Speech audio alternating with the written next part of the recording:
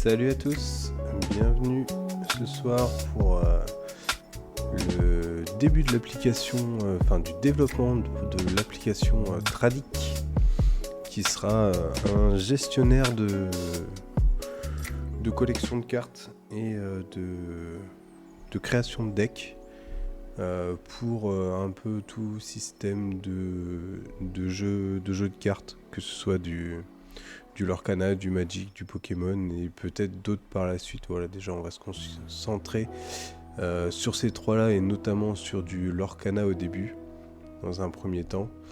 Voilà, pour développer l'application.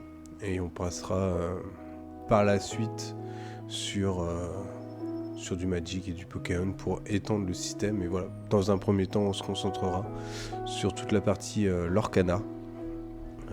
Donc voilà, donc on est parti pour cette grande aventure qui va nous prendre longtemps. Mais voilà, on va faire ça tranquillement, on va essayer de faire ça dans les règles de l'art. Et pour ça, j'ai commencé par faire une petite interface dans Figma pour nous représenter un petit peu visuellement ce que ça pourrait donner au final. Donc voilà, quelque chose de comme ça, où on aurait, ici on retrouverait le logo de Tradic, les différents systèmes de jeu ici en haut, donc à voir après si on en a beaucoup pour changer un petit peu cette interface là, mais l'idée c'est de pouvoir switcher facilement de système de jeu. Ici un petit bouton de recherche pour rechercher peu importe que ce soit une carte, un thème, un deck ou peu importe, voilà, un champ de recherche un petit peu générique à cet endroit là.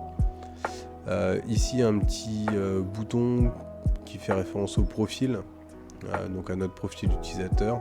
Donc quand on n'est pas encore connecté, c'est aussi l'endroit où on viendra pour se connecter. Donc si je clique dessus, voilà, j'ai une petite pop-up à cet endroit là qui viendra nous dire voilà le mail, le mot de passe, et puis voilà, un petit bouton de connexion, un petit bouton de mot de passe oublié, et puis si on n'a pas encore de compte, pour s'inscrire.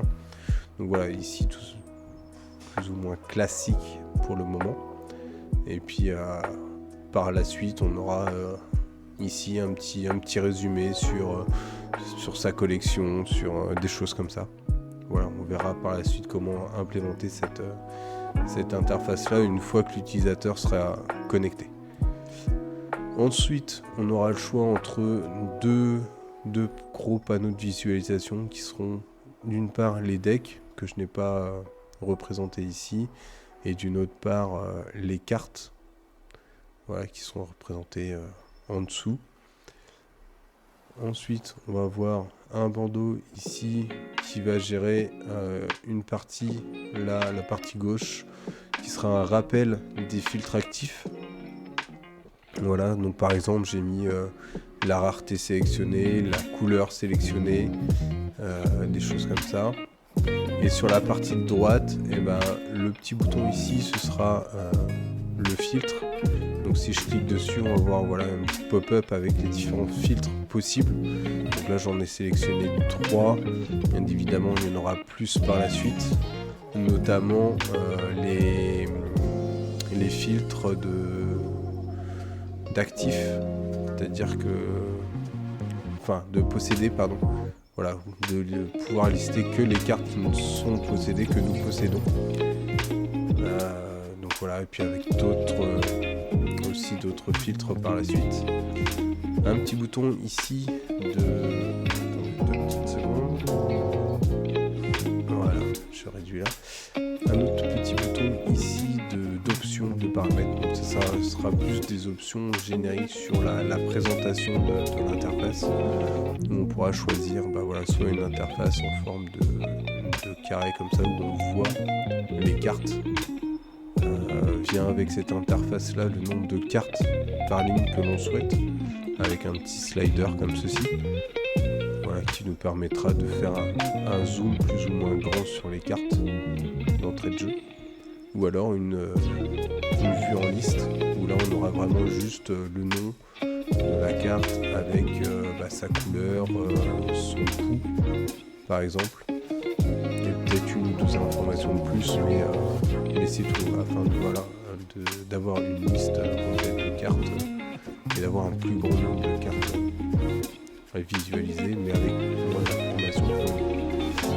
Et aussi une méthode qui nous permettra de trier par par couleur, par type, par coût, par nom de carte. Voilà. Des petits tris comme ça qui nous permettront de nous repérer et de pouvoir lister un petit peu mieux les cartes. Donc voilà un petit peu l'interface. Donc quand on aura nos cartes ici, on va pouvoir, quand on scrolle, ce ne sera uniquement que les cartes qui vont venir scroller, toute la partie d'en haut reste visible. Et quand on viendra cliquer par la suite sur une carte, on viendra s'agrandir pour qu'on ait plus de détails sur cette carte. Si on sélectionne une autre, ce sera une autre chose. Donc voilà un petit peu ce que je peux vous dire sur l'interface visuelle sur laquelle on va travailler. Et maintenant je vais essayer de vous présenter un peu plus le comment on va le travailler. Parce qu'effectivement il va falloir qu'on le travaille, mais de manière longue, de manière à ce qu'il puisse évoluer facilement. Et partant de là, on va partir sur certains principes de base de développement qu'on va essayer de mettre en place et de suivre tout le long de la construction de Tradic.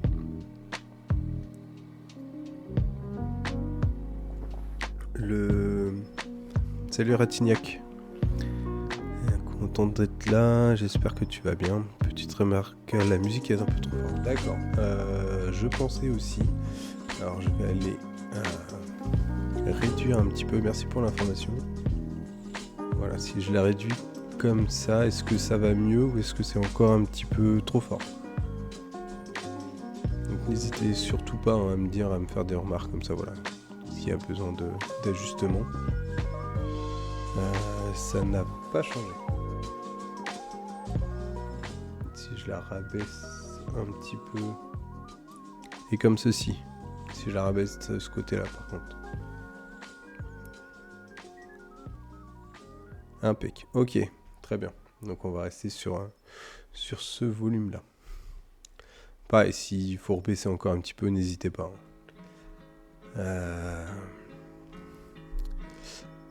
Du coup, j'en étais où? Oui, donc les principes. Les principes de dev qu'on va mettre en place. Le premier principe qu'on va mettre en place, ce sera l'UI First.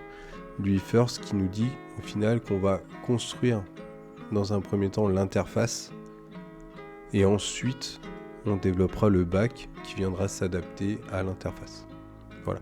Ce qui nous permet au final d'éviter les allers-retours en disant je construis mon back, j'ai besoin de telle donnée, et quand j'arrive à la création de l'interface, je me dis au final ces données-là j'en avais pas besoin, mais j'avais besoin de ces données-là, etc. Et au final c'est l'interface qui va prendre le contrôle sur les données derrière qui seront nécessaires ou pas. Donc ça ce sera le premier principe. Alors on va l'adapter un petit peu dans le sens où je vais pas faire que des sessions de front pendant 4 ou 5 semaines, puis après que des sessions de back pendant 4 ou 5 semaines. Je vais diviser la semaine en deux, c'est-à-dire que les lundis je ferai du front, donc on devra développer l'interface avec toutes les interactions nécessaires, et les jeudis je ferai que du back. Donc pareil avec la création, donc on a pas mal de choses à mettre en place bien avant les interactions entre le front et le back. On a quand même pas mal de choses à faire sur le back en premier lieu, donc on profitera de ce moment-là où le front n'est pas encore totalement prêt à recevoir des requêtes du back pour justement paramétrer correctement notre back. Et donc on va faire 2 applications, c'est vrai que je n'ai pas précisé, mais on va faire 2 applications distinctes. Une application front qui sera en Vue.js et une application back qui sera en PHP Symfony. Donc voilà, donc ça ce seront les 2 applications et qui vont communiquer entre eux. Donc déjà le lundi on fera tout ce qui est front, le jeudi on fera tout ce qui est back.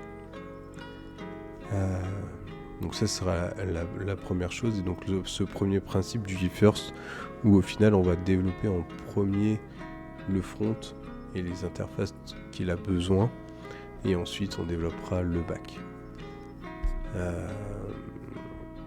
Deuxième principe qu'on va mettre en place, ce sera la mise en place d'une archi hexagonale. Alors qu'est-ce que l'archi hexagonale et pourquoi ? Je vais prendre l'exemple d'une prise électrique qu'on a chez soi. Voilà. La prise électrique, en fait, peu importe ce qu'on vient brancher dessus, que ce soit une lampe, un chargeur de téléphone, une cafetière, on s'en fout. En fait, la prise reste la même et elle fournit toujours le même service qui est de l'électricité. Et chez nous, sur Tradic, ce sera la même chose. En fait, on va avoir l'électricité qui sera pour nous le cœur de métier, qui sera au final le cœur de l'application, à savoir les règles de gestion de la collection, les règles de gestion de deck, la règle de gestion de toutes les règles en fait vraiment purement liées à l'applicatif qui seront le service, et peu importe derrière qui a besoin de ce service là, et on sera à même de leur donner ce service.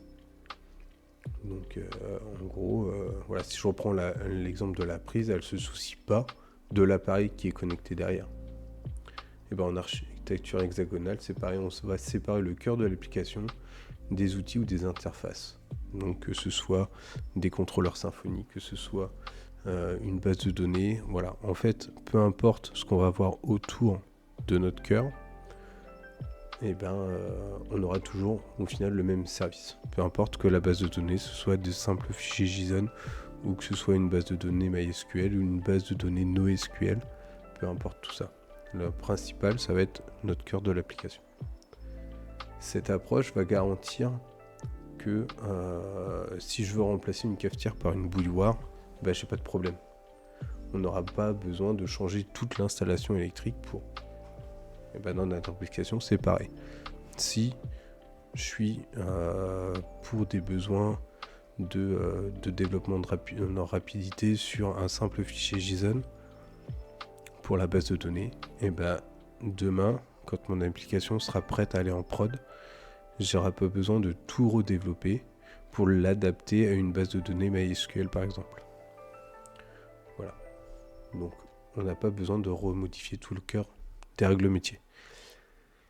Et donc comment ça va s'organiser un petit peu, ça représente un petit peu cette image-là que j'ai trouvée sur Kaizen Solutions, qui représente quand même bien le modèle de l'architecture hexagonale.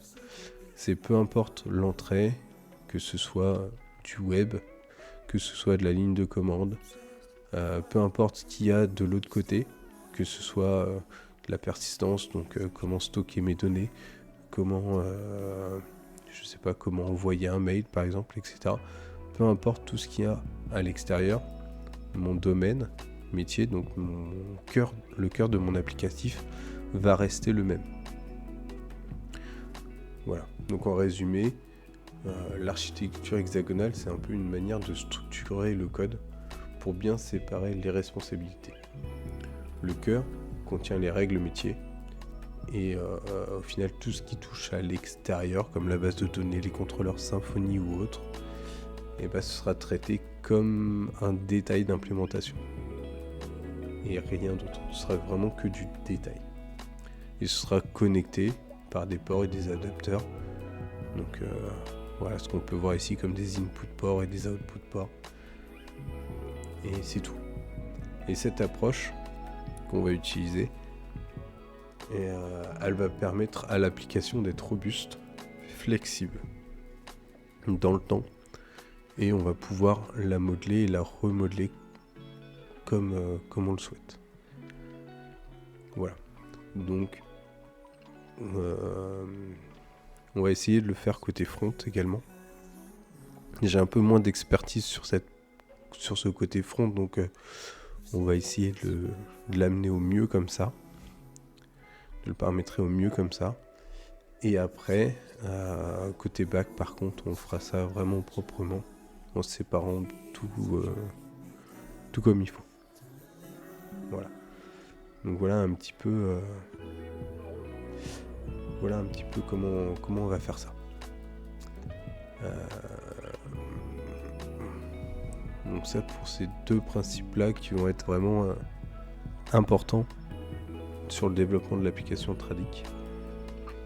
Et pour les fonctionnalités qu'on a ici, viendront par la suite d'autres fonctionnalités. Donc il y a aussi le bouton plus là que je vous ai pas présenté, qui vient de nous ouvrir une nouvelle pop-up et où on pourra ajouter des cartes à notre collection. Voilà. Donc à la fois là, à la fois en sélectionnant la carte, on pourra rajouter des cartes à notre collection. Et soit on recherche par le nom d'une carte, soit ce que j'aimerais bien faire aussi, c'est lier à la webcam. Voilà, passer notre carte devant la webcam et la carte est reconnue automatiquement. Et on va venir l'associer correctement. Alors soit ici via un système de slider, soit via un input de type nombre. On va pouvoir implémenter comme ça les choses. Avec ici un petit résumé de la carte pour être sûr que ce soit la bonne détectée par la webcam, par exemple, notamment.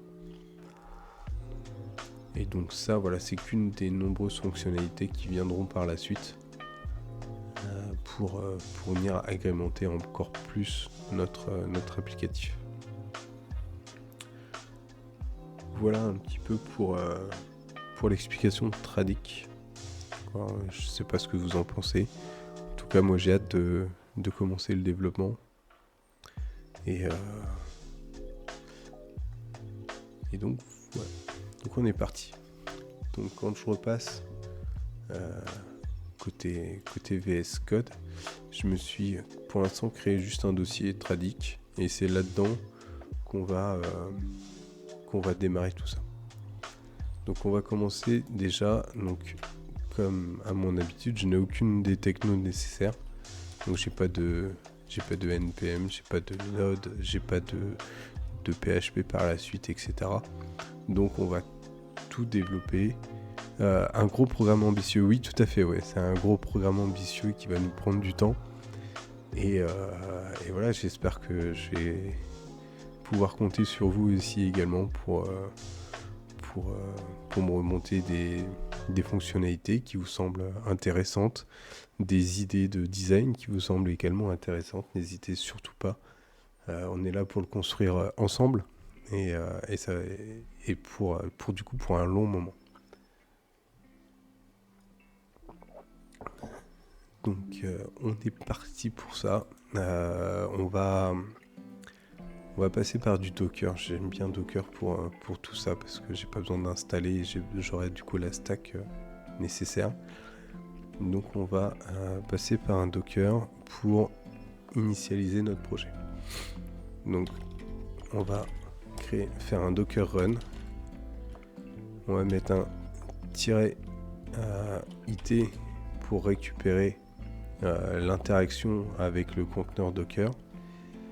On va faire un -v pour mapper un volume. Donc le volume, ce sera le répertoire courant qui se nomme comme ça, $pwd. Et ensuite, le chemin où on va le monter dans le conteneur. Donc nous, ce sera un /application. On va également mettre le working dir, donc le dossier de travail. Ce sera le /application. Donc pareil, comme ça, on monte notre dossier courant dans le dossier application. On va mettre un -u pour sélectionner l'utilisateur avec lequel on va rentrer et on va se connecter dans le conteneur pour éviter des problèmes de droit. Et donc là ça va être un petit peu particulier, donc là on va mettre la id-u $, entre parenthèses id-g. Et en fait ça, ce que ça fait, c'est que le id-u va nous récupérer l'id de notre utilisateur courant. Et le id-g va nous récupérer le groupe de notre utilisateur courant. Et donc comme ça, quand on va se connecter au conteneur et quand on va lancer des commandes, tous nos fichiers seront notés avec l'utilisateur de notre poste et le groupe de notre poste qui nous évitera des problèmes de droit par la suite. Une fois qu'on a ça, on va indiquer ce qu'on veut. Donc là, on va commencer par l'application front et on va mettre du coup du node, c'est ce qu'on veut, et on va lancer /bin/bash. Voilà, donc là on ne trouve pas le node, il va me télécharger tout ce que j'ai besoin. On va attendre un petit peu qu'il finisse le téléchargement. Et en fait, voilà, comme ça, on va construire notre application dans le conteneur Docker qui, lui, a bien un node en place. Avec le montage du volume, on verra bien apparaître là sur le côté de notre application. Et avec le ID, on aura bien les bonnes personnes. Voilà. Donc là, on est bon. Et donc là, on va pouvoir faire un touch de test.txt par exemple. Et donc là, je vois qu'il apparaît bien ici, à cet emplacement-là. Donc là, mon volume est bien monté correctement. Donc là, je vais pouvoir le supprimer. Et on va bien voir qu'il est supprimé également à cet emplacement-là. Si je refais mon touch, et que je reviens dedans, je peux écrire n'importe quoi dedans, sauvegarder. Je n'aurai pas de souci dedans non plus. Et de là, je peux le resupprimer. Il n'y aura toujours pas de souci. Ok ? Et donc, on va pouvoir lancer l'installation d'un projet vite avec un npx create. Non, je sais plus la commande. Alors, si on retourne Vue.js. Start, on est là, on se moque de ça. Quick start, c'est celui-là, npm create, voilà, celui-là. On est parti. Hop, on lance cette commande-là, npm create vue @test. Là, il me dit que il connaît pas le package create vue. Est-ce que je veux l'installer ? Bien sûr, puisque je veux l'utiliser. Et donc là, quel sera le nom du projet ? Donc là, le nom de mon projet, ce sera front. On va l'appeler front. On est dans le dossier Tradic, donc on peut l'appeler front directement. Est-ce que je veux ajouter TypeScript ? Oui, bien sûr. Le support JSX ? Non, je n'en aurai pas besoin. Le vue router ? Oui. Pina pour le state management ? Non. Vitesse pour le unit testing ? Non. Le end-to-end solution, pour l'instant je n'en veux pas, on les installera par la suite, mais pour l'instant je n'en veux pas. Le code quality, oui bien sûr. Et on va prendre juste le yes. Le prettier for code formatting, oui également. Voilà, ça autant les installer tout de suite. Donc là je suis dedans, on voit qu'ici j'ai bien mon dossier front qui est créé maintenant, avec dedans toute mon application Vue.js. De là, je vais du coup rentrer dedans. Donc c'est des front et je vais pouvoir faire comme indiqué au-dessus npm install. Ensuite viendra le npm run format et ensuite le npm run dev si besoin. Mais on le fera différemment le npm run dev.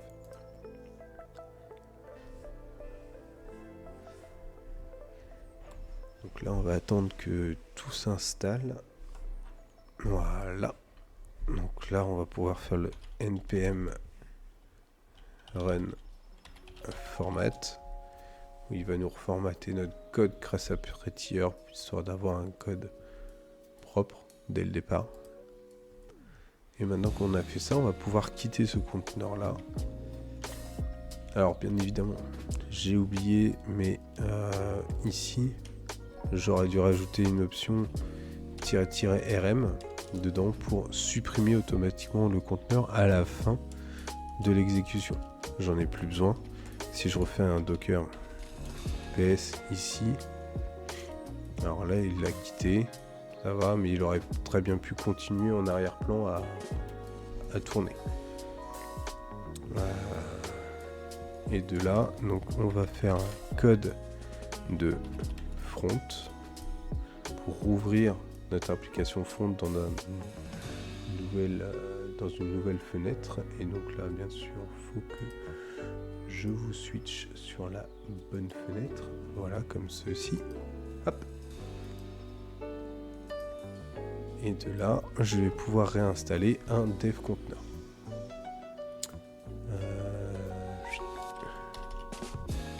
Dev container, containers, et je fais un reopen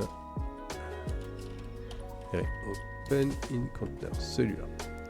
Donc là je veux un Node.js et TypeScript comme ceci. Dernière version, ça me va très bien. En termes de features, non, je n'ai pas besoin de features particulières pour le moment. Je vais rajouter le debug pour une GitHub et c'est parti. Donc là, il me télécharge, il me refait tout ce qu'il a besoin, donc ça va être assez vite parce que cette image là normalement, non, je ne l'ai pas, donc il va le temps de me la télécharger. Et une fois que ce sera fait, eh ben, on va pouvoir procéder au démarrage de l'application avec notre npm run dev. Alors je vous demande juste 30 secondes de le temps qu'il finisse de télécharger. Ok, donc me revoilà et il est en train de terminer. Donc comme on le voit ici, je suis bien dans mon dev container en Node.js et TypeScript. Il me propose d'installer les extensions recommandées. Oui, comme ça voilà. Donc comme ça on va installer le view officiel, le éditeur config, le slint et le prettier. Voilà, donc c'est tout ce qui est recommandé et ce qui va nous servir à développer par la suite. Donc lui, on va pouvoir le fermer et on va pouvoir démarrer un nouveau terminal. Donc je suis bien dans mon dev container, je suis bien en Node. Ici, je suis tout bon et je peux me faire mon npm run dev. Il va m'ouvrir maintenant un port sur le 51073. Donc je vois ici qu'il a bien forward le port sur mon localhost pour que je puisse l'attaquer directement depuis un navigateur. Si je reviens là, j'ouvre mon navigateur sur le port localhost 5073. Je suis censé pouvoir l'attaquer.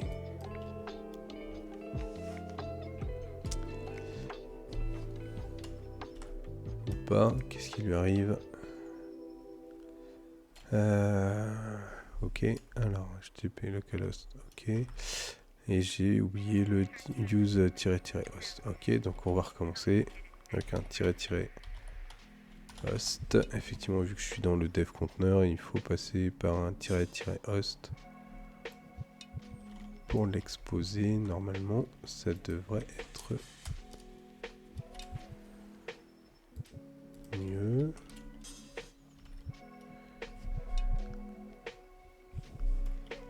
Pas alors.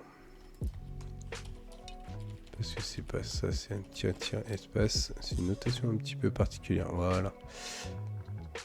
Je pense qu'il sera mieux comme ça.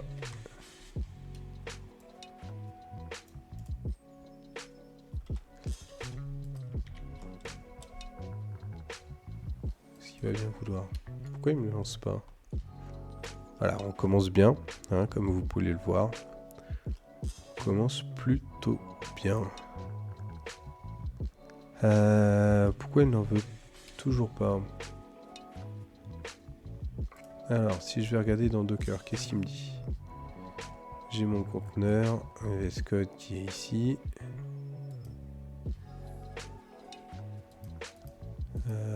Ok. Je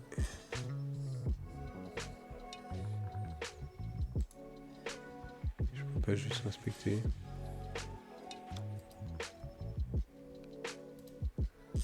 Inspect, ok. Alors.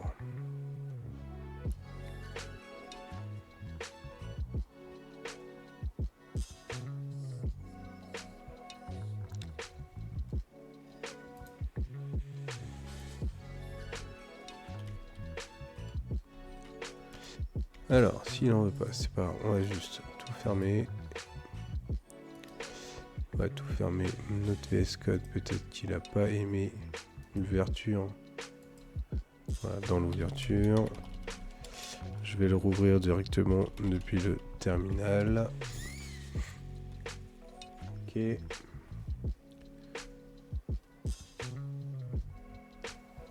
Ici, on va le réouvrir dans le conteneur.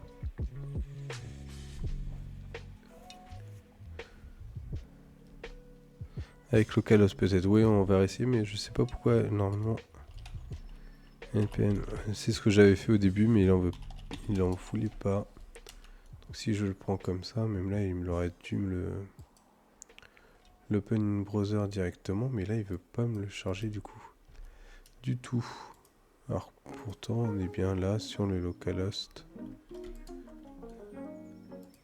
Il est censé me le prendre. Et j'ai un problème de transfert. Alors, pourquoi ?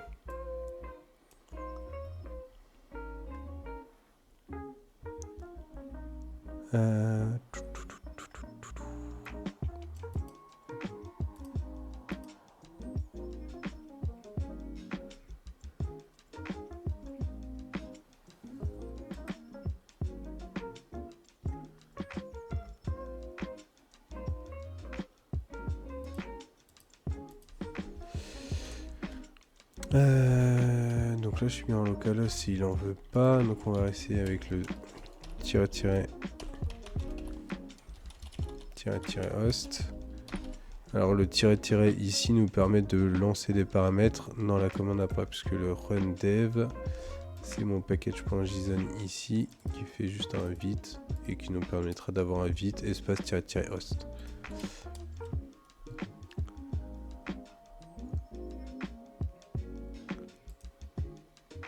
Et donc là, si je reprends avec l'IP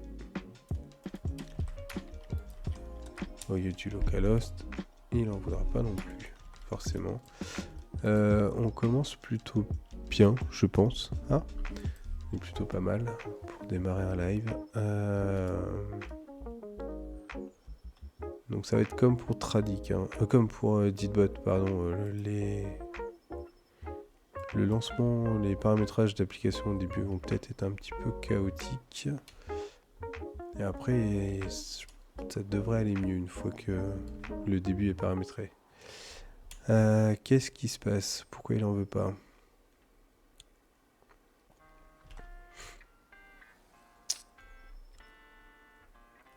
Si je reprends ici, alors. Si je reprends mes détails. Ok.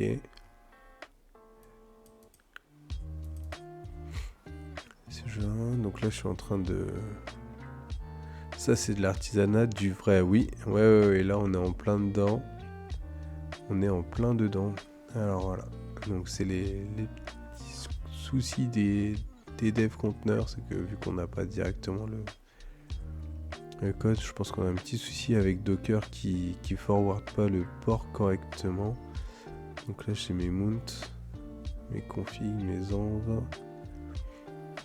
Ok, les images et volume working dir, les labels.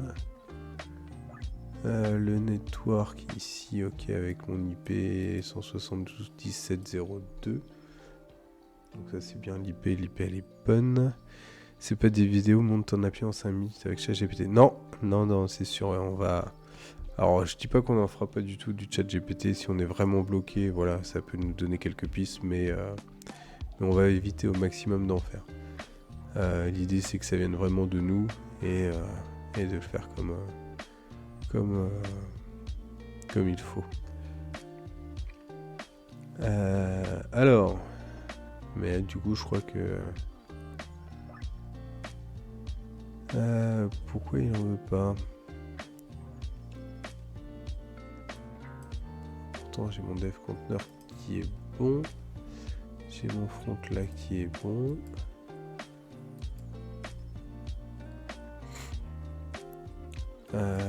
Pourquoi il essaie pas de s'y connecter? Si j'essaie de relancer là, est-ce qu'il va essayer de me montrer un truc ou pas? Non, il n'en veut toujours pas. Donc j'ai pas de trafic qui arrive dessus en fait. Mais en même temps, il m'avait pas supprimé le conteneur tout à l'heure. Comment on va faire si je le stoppe, que je le supprime complètement? Ici, il n'en veut plus, donc on va reload le window. Il va me recharger, me refaire un conteneur propre.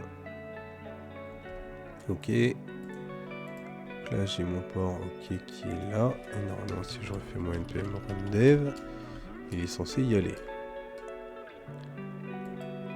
Ok, tu me l'ouvres, s'il te plaît.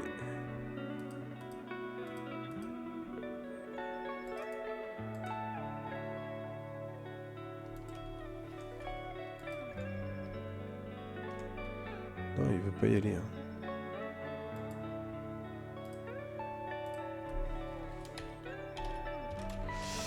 Alors, si on passe par là.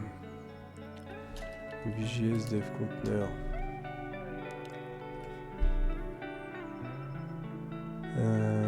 VJS dev conteneur.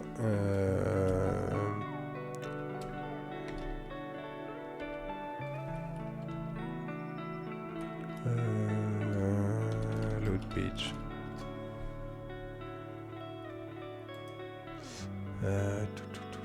Ok. Alors.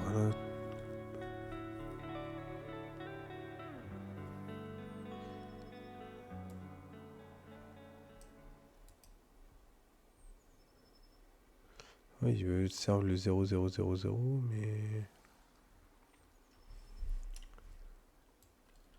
Ah, peut-être comme ça, alors. Peut-être ça que j'ai oublié. Hop, avec tiret HOST, tout attaché. Donc là, pour lui dire d'écouter toutes.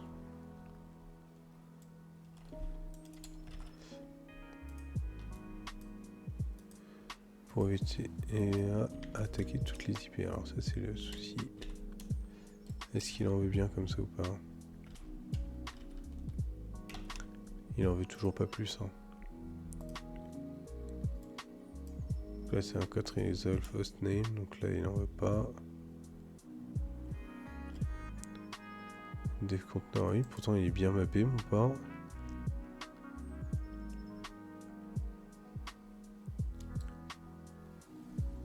Alors oui, c'est ça. Il veut pas faire ça.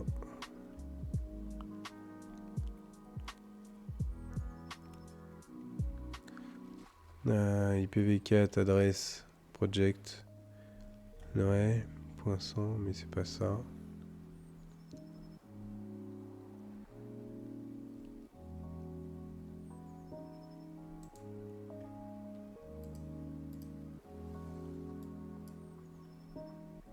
On est bien toujours sur la bonne IP de...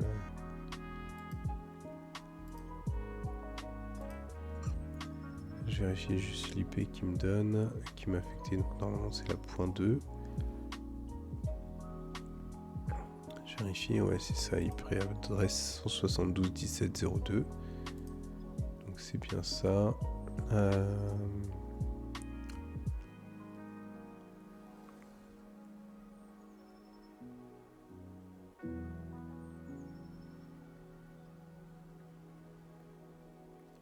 Ok. Alors, Stack Overflow, est-ce qu'il y a un peu plus de détails là-dessus? Ok.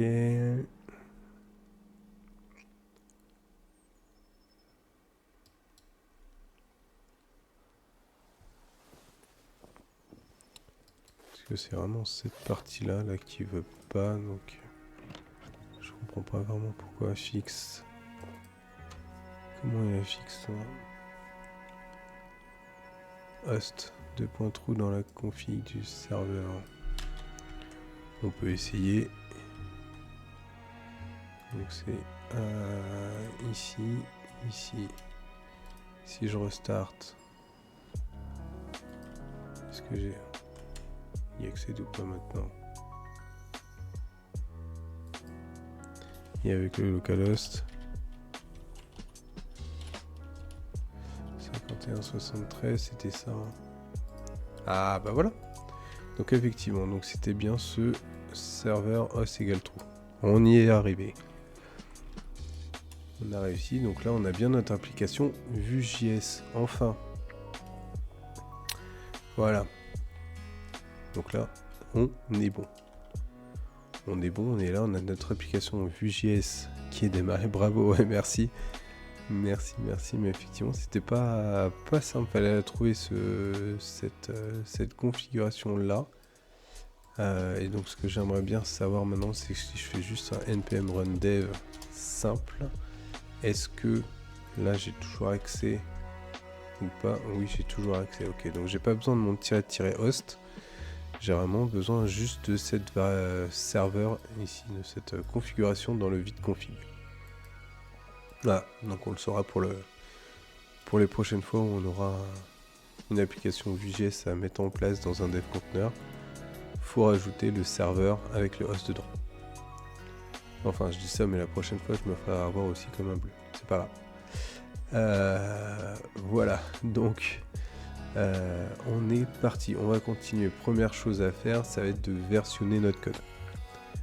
Pour versionner notre code, voilà, on va venir ici. On va venir dans la partie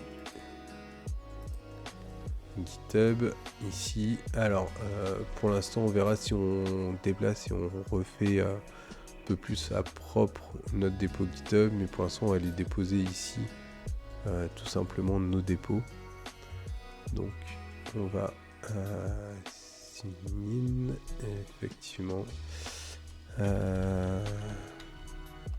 hop et ça, alors je vous mets juste en pause le temps de mettre tout ça en place et je vous reprends dans 30 secondes. Ok, donc je me suis mis à reconnecter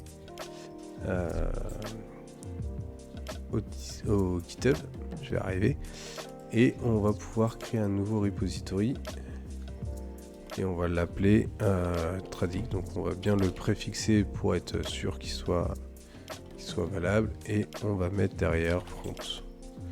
Et pour le back, on aura un tradic-API parce que ce sera vraiment qu'une API pour le coup.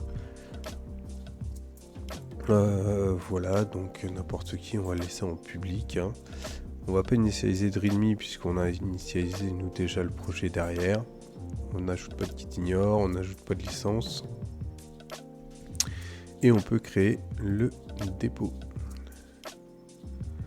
Voilà, donc une fois que c'est fait, on est là. On va pouvoir créer nos différentes choses. Donc on va reprendre le git init. Hein, on va suivre ce que nous dit GitHub. Hop, on ouvre un nouveau terminal. On lance le git init. On va lancer le git commit -m first commit, ouais, on va tout mettre dans le first commit. Sauf que on va mettre un petit -a en plus parce qu'effectivement eux ils ajoutent directement le readme. Donc on va faire un -a pour tout ajouter. Normalement si je fais ça, il n'en faudra pas faire effectivement. Alors on va le mettre là, c'est tout. On va passer par l'interface. On va faire un feed initial commit. Voilà, ça nous permettra également de mettre un message de commit propre Alors les messages de commit, on va les préfixer ici d'un fit, d'un fix, d'un CI ou de quelque chose, d'un mot clé en fait qui va nous dire bah, voilà, à quoi a servi ce commit. Ensuite, bah, possiblement entre parenthèses, on va mettre la portée du commit. Donc est-ce que c'est juste la page d'accueil, est-ce que c'est juste la gestion des cartes, etc. Donc vraiment la portée restreinte qui n'est pas obligatoire. Voilà, on va la mettre si c'est pertinent, mais on la mettra pas forcément tout le temps. Et ensuite le sujet du commit. Donc là c'est vraiment l'initial commit. Voilà, on va essayer de structurer nos commits de cette manière-là pour pouvoir s'y repérer plus facilement par la suite. Donc je commit ça. Ensuite, il faut que je mette sur ma branche ma main, parce que là on dit que je suis sur master, mais ça n'existe plus maintenant. Master, on va passer sur du main. On rajoute le remote. Et ensuite, on va pouvoir push le tout. Alors là, vu que je suis dans un dev conteneur et que j'ai pris bien évidemment l'option SSH, je ne vais pas pouvoir push mon code depuis VS Code puisque je n'ai pas mes clés privées, clés publiques sur mon conteneur. Donc c'est pour ça, il faut que je fasse depuis un terminal, depuis mon poste. Donc de là, pas de souci. Je fais juste, voilà, en arrière-plan, un petit git push. Comme on avait dit, avec un -u origin main. Origin main. Sans faute de frappe, ce sera mieux. Ok. Donc là, j'ai bien poussé mon code. Et maintenant, si je recharge, j'ai mon application. Donc on retrouve ici les sources, le public, le vite.config.ts, etc. Tout est là.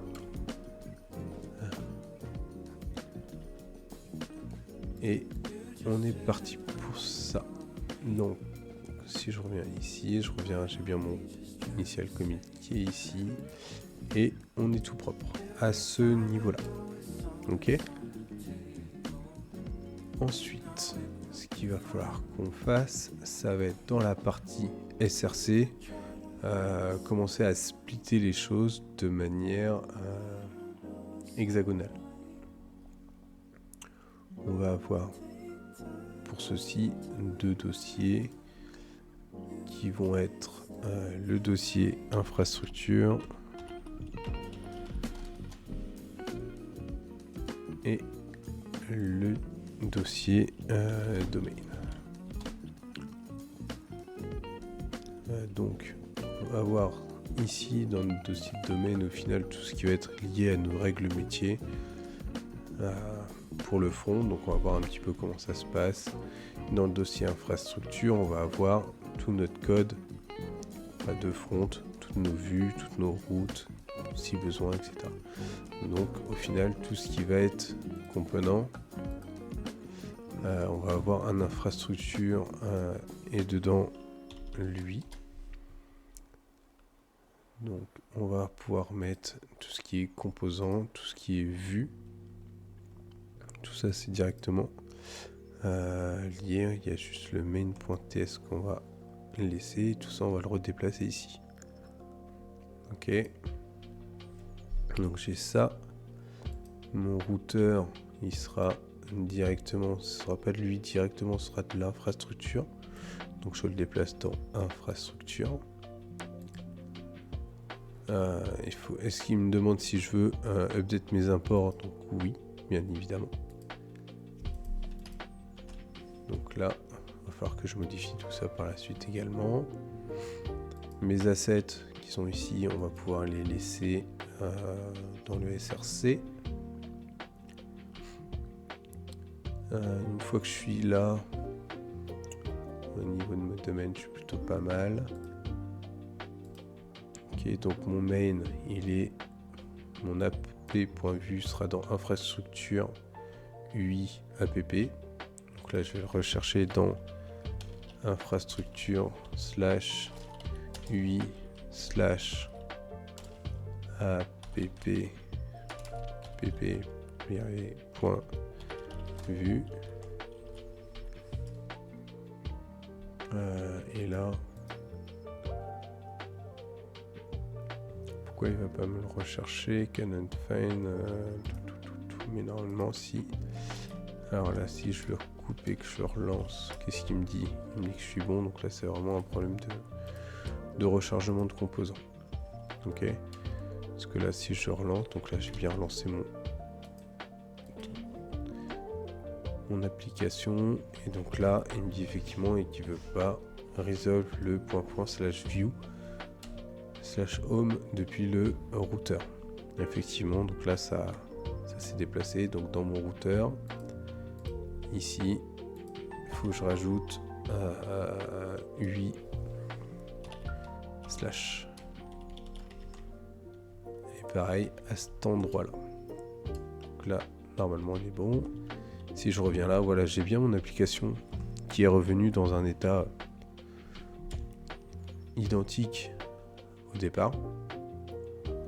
C'est ce que je voulais. Mais j'ai bien changé ma façon dont sont structurées l'intégralité de mes dossiers. Alors là, je suis toujours en rouge parce qu'il n'a pas réindexé correctement. Donc je peux faire un reload window pour qu'il me rafraîchisse le tout.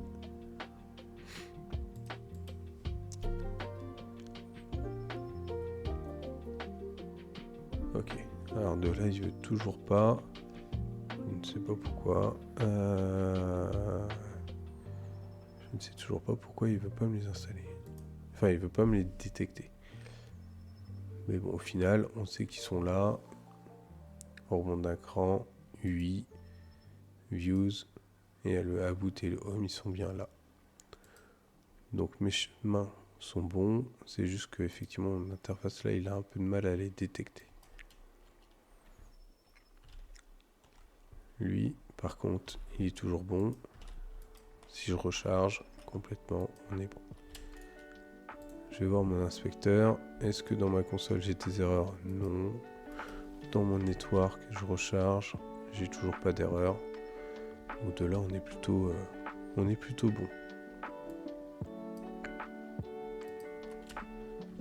On va pouvoir committer tous ces changements. Ok. Et donc là, on va faire un fit. Passage à une architecture hexagonale. Ok. Hop, donc de là on est bon. À partir de là, je vais pouvoir commencer à développer mon interface comme je le souhaite. Donc à savoir, si on reprend ici le Figma qui était fait, donc là je vais pouvoir vider un petit peu tout ça, comme ça on s'y repérera mieux là-dedans. Donc dans mon Figma, on voit que j'avais ici un header, ensuite que j'ai voilà deux gros blocs, et ensuite une zone pour les filtres, et ensuite une zone pour les cartes. Voilà, qui est disposée de cette manière-là. Donc ça va être nos gros blocs. On va voir ici également, hop, slider sur le côté et des différentes modales. Voilà, donc ça va être les cartes, les différents éléments graphiques qu'on va avoir. Ok, alors maintenant qu'on a ça, on va pouvoir revoir les composants et on va notamment supprimer toute cette fioriture là dont on n'aura pas besoin. Alors, on va commencer par le home et le about. Alors on va juste garder le home. Le about, on va pouvoir le supprimer. Dans notre partie routeur index, la partie about ici, on va pouvoir la supprimer. Et donc on reste sur le home. Sur la partie Home View, donc qui est ici, on a ça. Vue. Alors par contre, il nous a pas réinstallé tout ça. Ok. Donc, je pense que c'est dans le dev conteneur. Il a pas dû remettre. Faut que je regarde. Là-dedans, on doit avoir les. Ça doit être dans la partie customisation. Ici, spécifier les extensions dont on a besoin pour les réinstaller à chaque fois dans le dev conteneur. Donc ça, je reverrai un peu plus tard. Ok, donc là, on est bon. Dans la partie Hello World, ok, The Welcome et Welcome Item. Donc là, on a pareil, on a pas mal de choses. On n'a pas besoin de tout ça. Et là, pareil, toutes les icônes, on n'en a pas besoin. On va les supprimer. On reste ici. Lui, il veut The Welcome, mais je l'ai supprimé.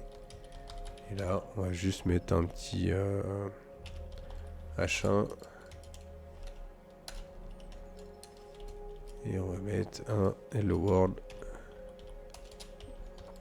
Hello World. Pour commencer. Voilà, histoire de vider un petit peu tout ça. Là, on a le base, le main qui importe le base avec le logo de vue à côté. Ok, donc ça c'est pareil, tout ça on va vider un petit peu tout ça. Et on va repartir à blanc. Le base, il est supprimé. On va peut-être même supprimer ce base là. Et le main, donc là, importe celui-là. On le supprime. Et même tout ça, on va supprimer. Hop. Jusqu'à notre main. Si je reviens là, on voit que j'ai encore le Hello World. J'ai encore pas mal de petites choses là-dedans à supprimer. Tout ça, ça se passe dans le app.vue. On a juste le router view qui est ici. On a notre header qui est là-haut. Donc tout ça, ça se passe dans les headers. Donc on va garder le header et on va supprimer le header. Supprimer le header, on va juste garder le hello. Celui-là, on va le supprimer. Le router link, pour l'instant on n'en a pas besoin, on va le supprimer. Et les styles qui sont là-dedans, on va les supprimer également. Hop. Donc là on fait vraiment le ménage pour que on ait une application propre avant de démarrer à proprement parler le développement de l'application. Donc là j'ai bien plus que mon Hello World, j'ai plus de style, je n'ai plus rien, j'ai mon logo, mais mon logo au final j'en ai pas besoin, je l'utilise nulle part. Ok, si je recharge c'est tout bon. Ensuite, qu'est-ce que je peux avoir encore en plus dont je n'aurais pas besoin?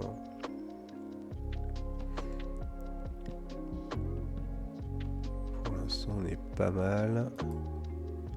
Partie publique, le favicon, donc on le remplacera par la suite, mais pour l'instant, j'en ai besoin. Et mon index.html ici.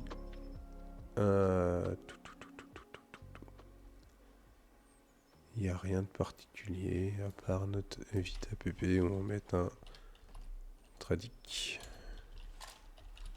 Hop, voilà, donc là on est bien sûr du tradic là. Ok, donc là on va bien chercher le main.ts et ma div app qui est ici. Mon main.ts me dit qu'il va rechercher, qui va me créer une application Vue.js qui vient la monter sur ma div app. Jusque là on est bon. Là on va bien chercher le main.css et ok. Donc là on a vraiment juste une base et on a supprimé plein de trucs. Donc on va sur le fit, le point, suppression de l'excédent.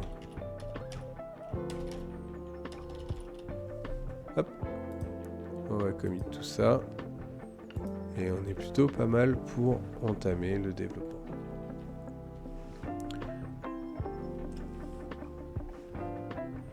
Ok, et de là, qu'est-ce que j'ai? J'ai un arrobase pour le...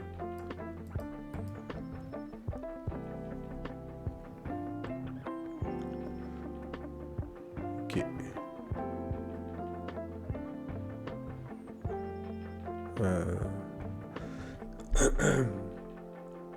Non, je vais laisser comme ça.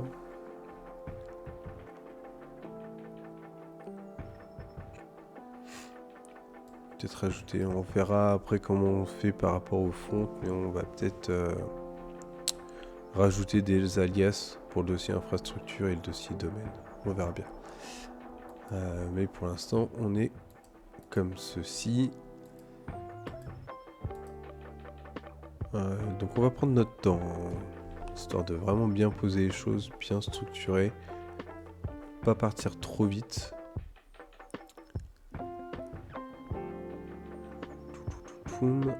Et surtout effectivement cette partie alors hexagonale en front que je maîtrise pas trop. Alors voilà, les principes oui, la pratique c'est toujours un petit peu différent. Mais voilà, donc là on a déjà nos deux choses, nos deux éléments. On va être plutôt, on va garder ça comme ça. Ok. Ok, il est 10h.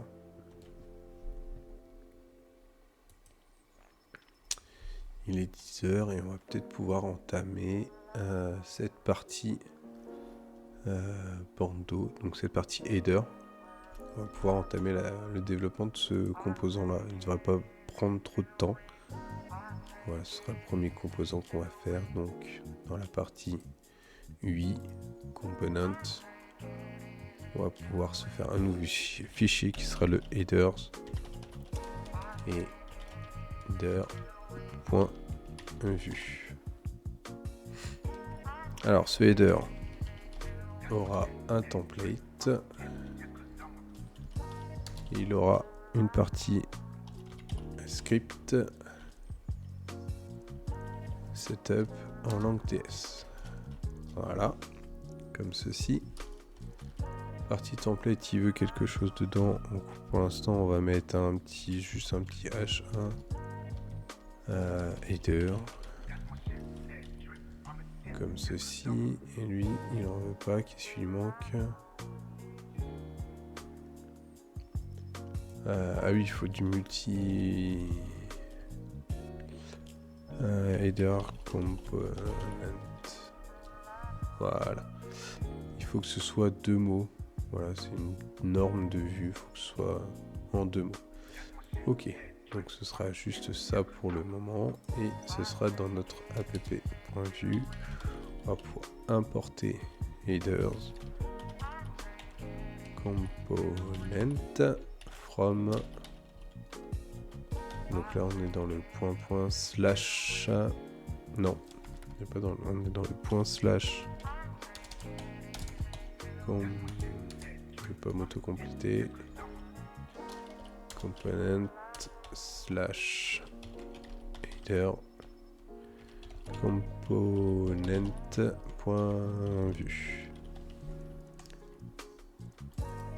Et celui-là, on va pouvoir l'afficher juste ici. Alors j'ai pas de slot, donc je peux le mettre directement comme ceci. Si je reviens là, voilà, j'ai bien mon header key. Donc, j'ai créé mon nouveau composant et je l'inclus directement dans mon applicatif. Le routers view ici servira à cette partie-là, à pouvoir switcher entre le deck, les cartes et également par rapport au système de jeu. Donc suivant mon système de jeu, suivant si on est en vue deck ou en vue carte, on aura un composant différent. Ok, donc jusque là on est plutôt bon. Donc là on va avoir le logo, ensuite on va voir les systèmes de jeu et ensuite on va voir un autre emplacement ici. Donc on va voir trois zones ici qu'on va pouvoir représenter à cet endroit là. Donc on va faire une div qui aura la classe logo. On va avoir une div qui va avoir qui va recevoir les systèmes de jeu, et une autre div qui va avoir alors on va pas mettre un divers, comment on va l'appeler ici,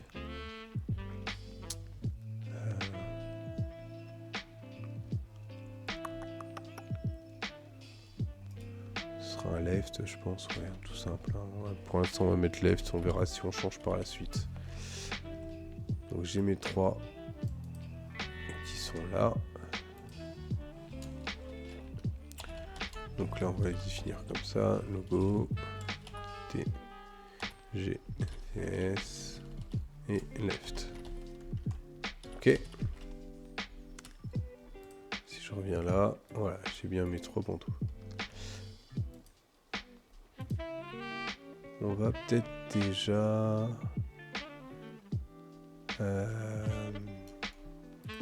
faire juste un petit truc, c'est retirer, renormaliser un petit peu en fait les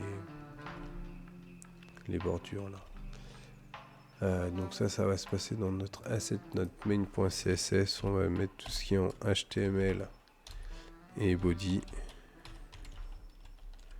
Tout ça, on va vouloir un margin à 0. On va vouloir un padding à 0.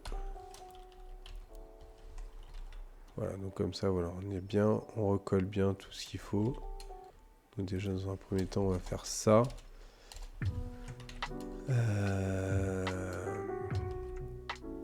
Donc ça sera pour tout. Parce que là, on est bon. Et de là, on va pouvoir mettre aussi une balise style. Non, pas de long. On va le remettre en scoped. Voilà, pour que ça... alors le scoped va nous dire que ça prend en compte que ce composant. Tout le style qu'on va mettre dedans va être uniquement dédié à cette partie-là. Ok. Alors, on va vouloir un background.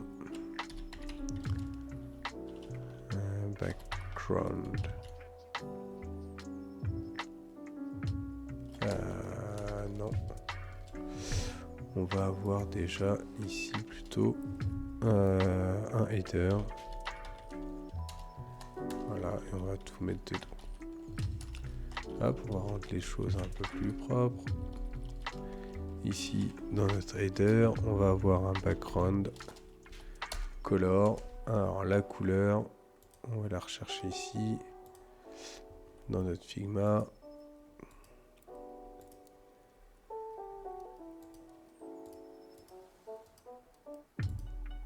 Dans notre Figma, et donc c'est notre principal dark qui est ici, notre principal dark qui est cette couleur là. Ok.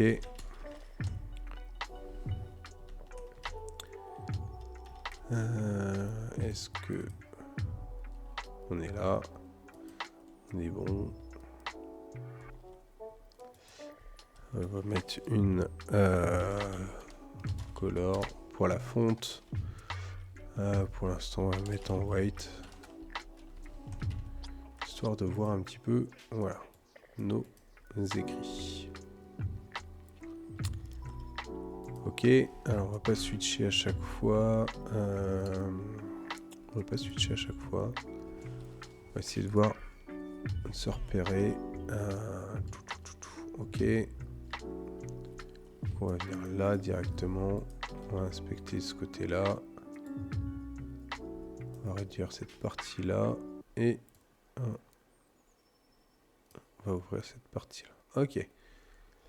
Alors, on veut, dans notre header, ici, on retrouve notre background color, notre color. On va vouloir mettre un display flex. On va vouloir mettre un justify content en space space around, non, space between, ouais, space between. On va vouloir un align items à centers, histoire que tout soit bien aligné. Donc ça c'est bon. Comme ça on va avoir nos logos, nos systèmes et notre fonctionnalité de recherche et de personnes ici. Ok. Donc là on est plutôt bien. On vient coller tout ça. On vient le recoller ici. Ok. Donc là on est bien. On va mettre un petit saut de ligne en dessous. Donc là on est bon. Il va me falloir maintenant mes différents logos que je vais mettre dans les assets. Donc là je vais les copier, je vais aller les rechercher, hop, directement depuis ici. Je vais prendre mon logo. Est-ce que je peux le download? Il est où mon logo là-dedans? Alors c'est pas ma frame, c'est mon logo qui est ici.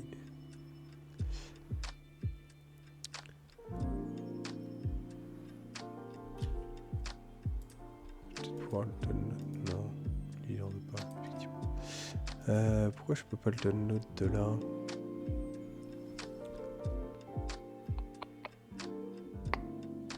Ça m'aurait...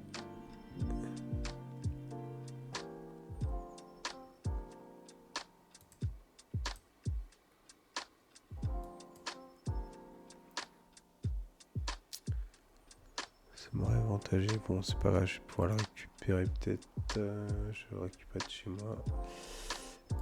Alors.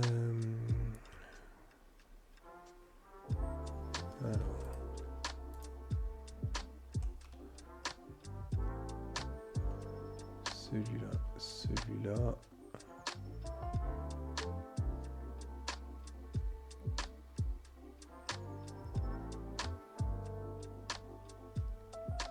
Forcément, il va m'en manquer.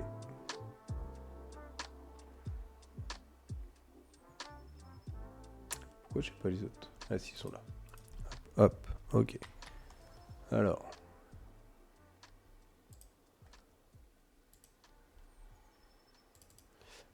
Donc là, je les ai. Je vais les recopier. Donc, on a dit dans le SRC, Assets, et on a nos images.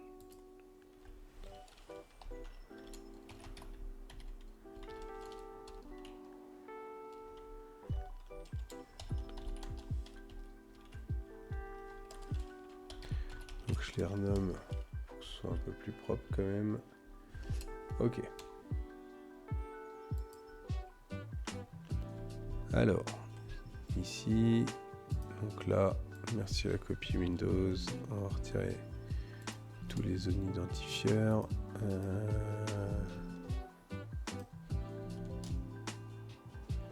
Voilà. Donc là, j'ai mes logos. Donc j'ai mon logo de mon applicatif, j'ai le logo de l'Arcana, j'ai le logo de Magic et j'ai le logo de Pokémon. Comme on le voit, ils sont tous de taille différente et il va falloir qu'on réapplique ça correctement. Alors de là, lui, on va prendre déjà une image, IMG. La source, on a dit que ce sera, donc là il faut que je reprenne depuis le début, /a7/logo.png. Et donc là, logo traduc. Si je refais ça, voilà, déjà juste pour tester le premier, on voit qu'il est bien mis en place ici. Il faudra bien évidemment qu'on règle les tailles et tout, mais voilà. Donc là, on va refaire pareil, des images avec @assets/ Lorcana logo.webp avec le logo Lorcana. La même chose pour Magic.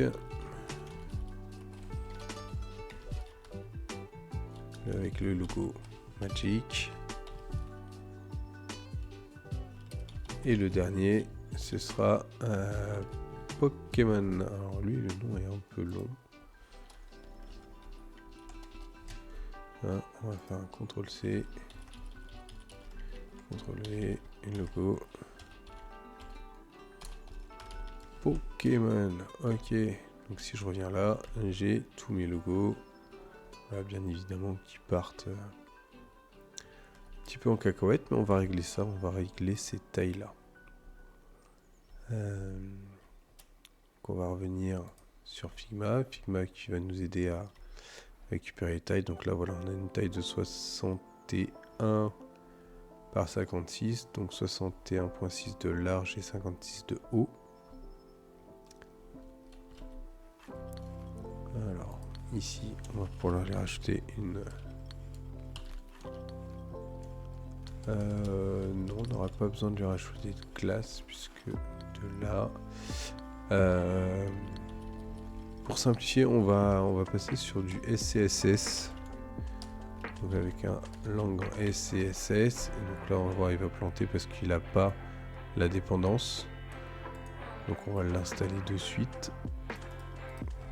Hop, on sort, on l'installe. Donc il y a du SAS Embedded. On va installer ça, qui va nous permettre de d'écrire un petit peu plus simplement notre style. Ok, alors on va remettre notre point logo. Dedans, on va notre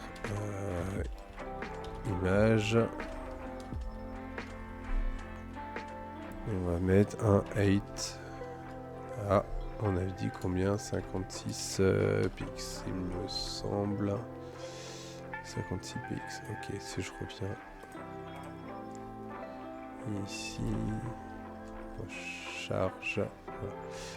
Donc là, elle est beaucoup trop petite, effectivement. Et c'est pour nous donner un ordre d'idée. Donc là, effectivement, normalement, si je me trompe pas, eux seront bien pareils à 56. Au final, ce sera toutes nos images là-dedans qui seront à 56 px. Je reviens, voilà, j'ai une image qui est un peu plus... Alors lui, par contre, elle est pas bonne parce que j'ai vu que là, j'avais beaucoup trop de blanc et j'étais pas du tout centré. Donc, ce qu'on va faire, c'est que je vais la retravailler vite fait. Je n'ai pas pour nous. Alors, je le travaille avec ta.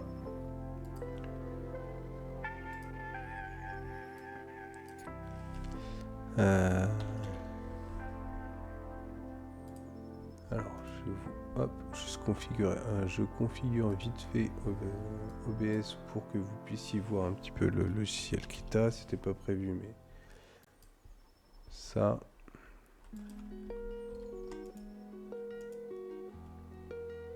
Ça. Donc cette partie-là, ce sera, on a dit, Krita qui est là.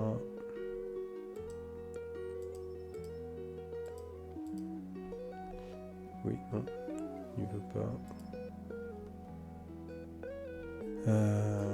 Vous voyez peut-être pas Krita.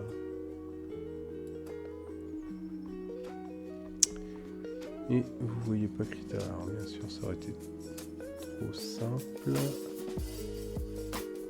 Ça aurait été trop simple. Pourquoi il veut pas?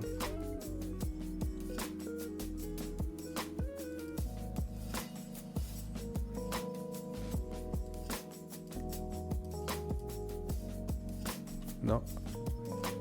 Bon, c'est tout. On va pas passer 15 ans. Alors je refais juste la partie là. Donc je vais juste rogner tout le blanc qui est en excédent sur les côtés dont on n'a pas besoin. Ok, je reprends juste ça et je fais un fichier enregistré. Ok. Ok, si je reviens ici, si je reviens ici, voilà. Donc on voit que j'ai réduit les marches sur les côtés. Et donc ce qui nous donne ici un logo déjà un peu plus important, un peu plus grand. Et on voit que là, hop, peu importe la taille, on a bien nos 3 et notre espacement ici qui reste identique. Donc là pour le coup on est bon pour cette partie là. Il faudra qu'on le rende tout ça bien évidemment cliquable par la suite. On va faire ici notre bouton de recherche et notre bouton de login. Donc ça va se passer ici. Hop, on va fermer ça. Donc dans la partie left, on va avoir une nouvelle div pour la recherche.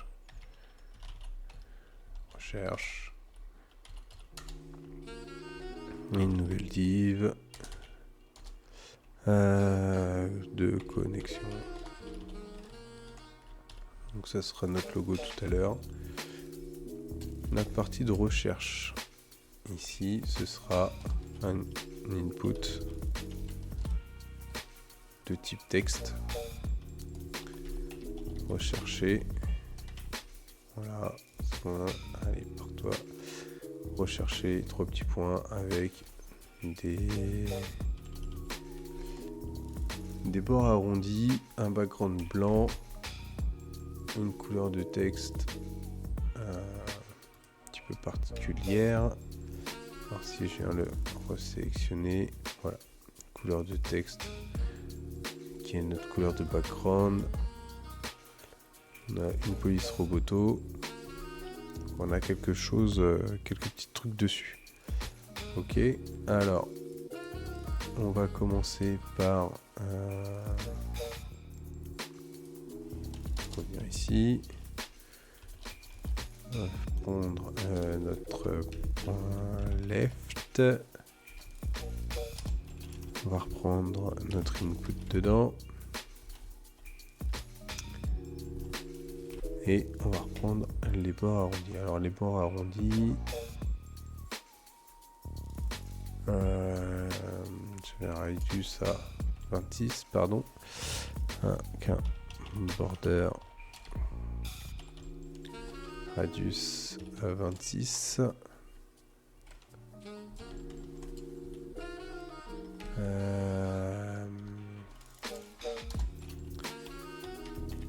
Un background color. Alors je crois que c'était pas white que j'avais mis. C'était pas un blanc, ouais, c'était un blanc un peu un petit peu cassé, comme ceci. Donc ça c'est bon. Et on va avoir une autre police de roboto, mais ça on l'a un petit peu partout.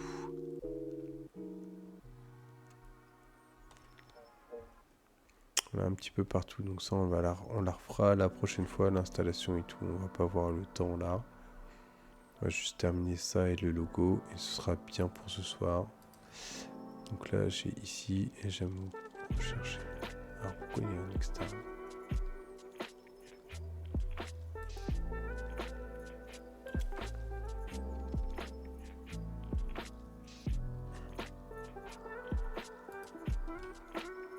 Pourquoi il est sur le côté? Ah oui non mais c'est le... Je suis bête. C'est pas ça, c'est le placeholder là. Rechercher c'est le placeholder, voilà. Alors hop, tant qu'on y est, on va venir inspecter ça. Et les séparer en bas.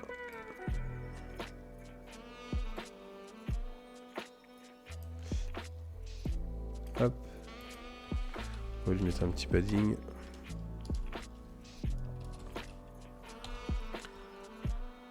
Peut-être un petit peu trop 10 px. On va retrouver le padding ici normalement.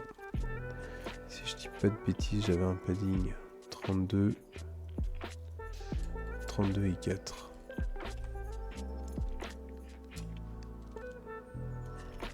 Ah pardon, je fais un petit peu trop de switch. 32 px, 4 px, c'est dans ce sens là, non c'est dans l'autre sens évidemment.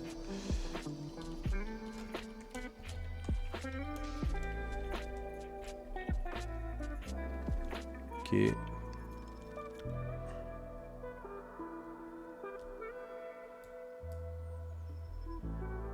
Ok. Donc là on va le laisser comme ça pour l'instant, on le réajustera par la suite pour que ce soit un peu plus logique. De toute façon avec la police qui va changer également, on va retrouver du simili de l'autre côté. Et ici donc notre connexion, on va aller rechercher ce logo là. Et celui-là par contre j'aimerais bien le télécharger. Ça mon kikine. Mon kikine. Comment je peux le...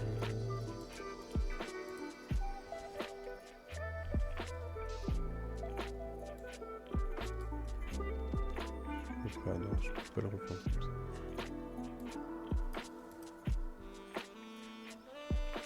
Lui en plus il me fait un gros body tout bizarre avec le script et j'ai rien d'autre. Ok, donc là je peux pas le récupérer même quand je fais un network là que je démarre tout. Toutes les images il me les met comme ça.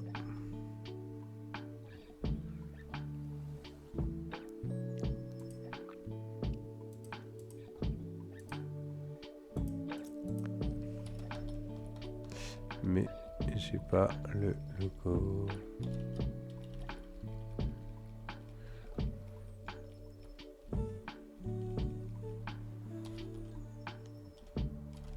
Eh ouais. Pourquoi il ne met pas... J'aurais pu le récupérer comme ça quand même.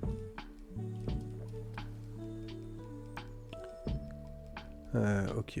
Ça c'est tout, j'aurais pas le logo. Non, même celui-là, je sais pas c'est quoi.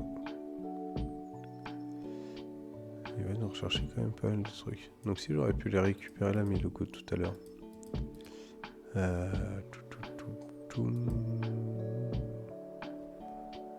Je les ai vus un peu au-dessus. Ouais, voilà. Bon. L'Orcala, Tradic, tout ça. J'aurais pu les récupérer de là. Bref. C'est pas grave. Ce n'est pas grave. Je vais pouvoir prendre mon logo. Comment? Alors, on va aller rechercher dans Font Awesome. Font Awesome. Et on va prendre notre logo sur Font Awesome qui nous permet d'avoir voilà, des logos gratos dedans.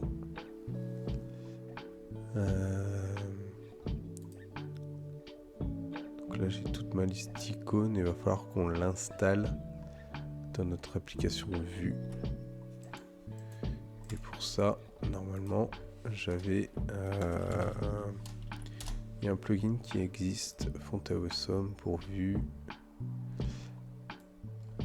Alors on a besoin du SVG Core.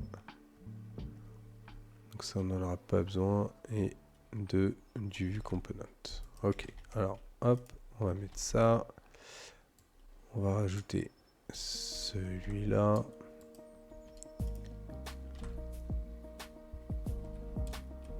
Donc on va rester de là et là, no matching version.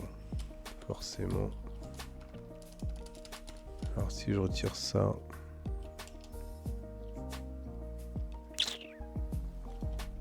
Cool. cool. Alors, lui, il en veut pas. Donc on est encore bien parti.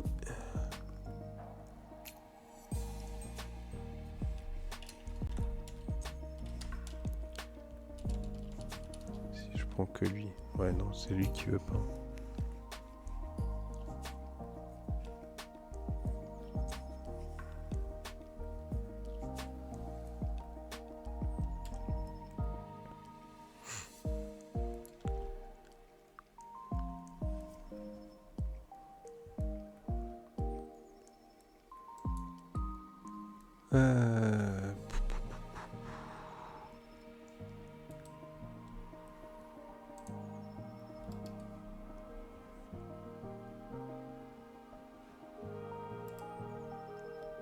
Ouais, parce qu'en fait, on avait juste ça à faire par la suite.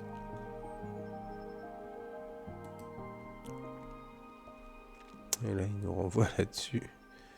Mais là-dessus, ça ne marche pas puisqu'il ne veut pas.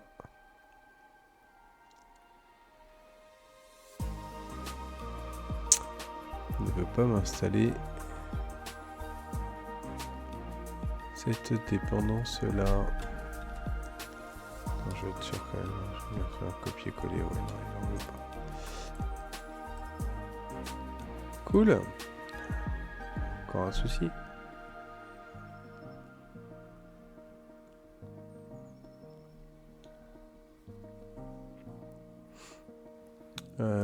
Si je prends du matériel icône.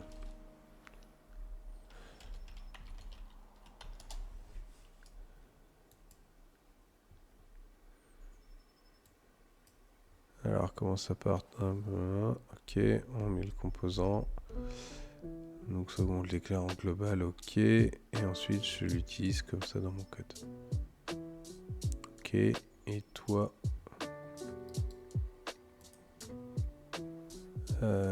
donc là il se base sur celui-là. Matériel. Ok, donne-moi juste les icônes. Qu'est-ce que t'as comme... Ok.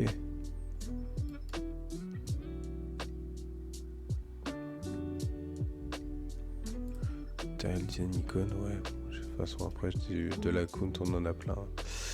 On en aura dans tous les cas. Bon, on va essayer celui-là. Est-ce qu'il va nous passer correctement? Oui, donc on sera sur du matériel icône. Ok, donc ça passe. Et donc là, c'est Micon.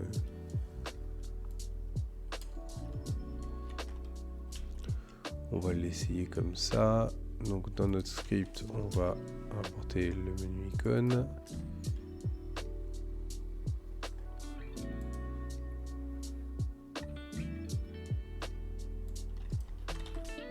On va le mettre en place ici. Est-ce que là, si je redémarre pas l'application, ça ne risque pas de fonctionner. Là, si je recharge, oui, j'ai bien une icône. Ok, alors, je vais me sauvegarder ceci et on va pouvoir prendre le account. Donc c'est un MDI account. On va essayer ça. Si je remplace ça comme ceci.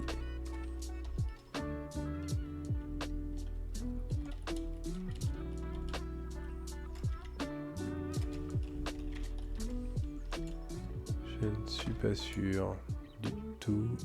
Ah, ce sera en vue, pardon. Oh.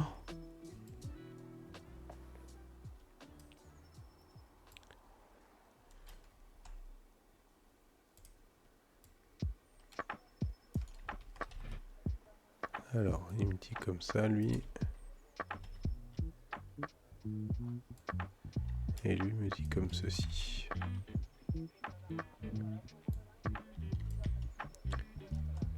Ok.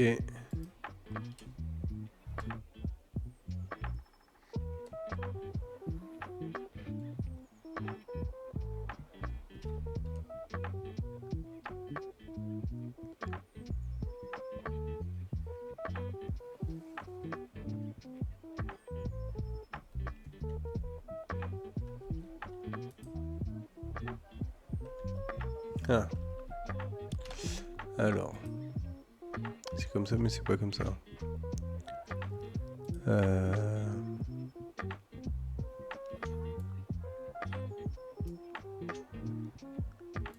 Donc oui, c'est bien celui-là, Médictarial.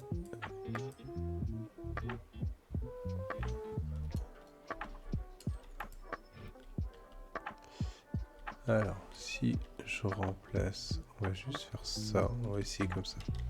Ça, et on va mettre à Count.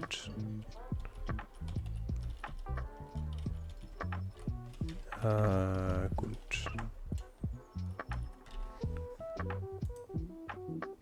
Et là, ça passe. Ok, donc en gros, je prends le mot qui est là. Donc là, si je mets un account alerte, account tiens alerte, et que je remplace ce account là et que je mets juste le alerte à la fin, ici, j'ai mon account alerte. Ok, donc c'est ça. Donc, là, j'ai ce qu'il me faut. Là, j'ai ce qu'il me faut. Ici, c'est ça. Et dans mon left, on va avoir besoin de ceci. Côté left.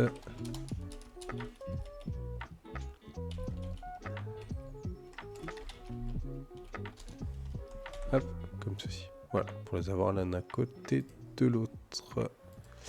Ok. Et j'ai oublié, mais forcément, mes paddings à cet endroit-là. Je les ai pas repris. On a dit 4px, 32px. Voilà. Donc on a notre barre de recherche qui est là, notre logo d'icône qui est là, nos différents logos ici et ici. Alors, c'est un premier jet, il va falloir qu'on l'améliore la prochaine fois avec un petit peu d'espacement ici. Là c'est pareil, on va faire un petit peu d'espacement là, un petit peu d'espacement là. On va reprendre notre police, etc. On va améliorer tout ça au fur et à mesure. Mais voilà, la base elle est là. La structure elle est là. Alors ce logo là, on va pouvoir le supprimer. Notre structure de dossier, c'est ça qui était important aujourd'hui. Elle est présente. Et elle est là. On va pouvoir l'utiliser pour construire notre application de manière robuste et flexible pour la suite. Et je pense qu'on est pas mal pour ce soir. Je vais committer ça.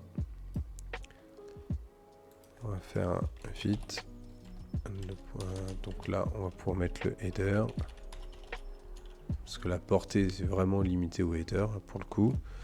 Et on va pouvoir mettre initialisation. Ok. Et donc voilà. Donc on va pouvoir mettre ça. Et donc du coup la semaine prochaine on va pouvoir on va pouvoir continuer le header, le fignoler, l'améliorer. Et voilà, fin de session prochaine on est sûr d'avoir un header propre et configurable par la suite. Voilà, donc on verra pas mal de petites choses pour le système, voilà, le système mis en place, etc., etc.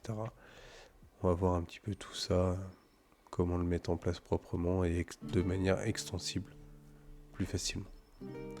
Voilà, sur ce, je vous souhaite une bonne soirée. Et puis je vous dis à jeudi pour le bac. Et pour ceux qui veulent vraiment faire que du front, seulement un lundi, mais ce sera un petit peu dommage. Parce qu'il y a aussi pas mal de choses intéressantes en bac. Voilà, allez, bonne soirée.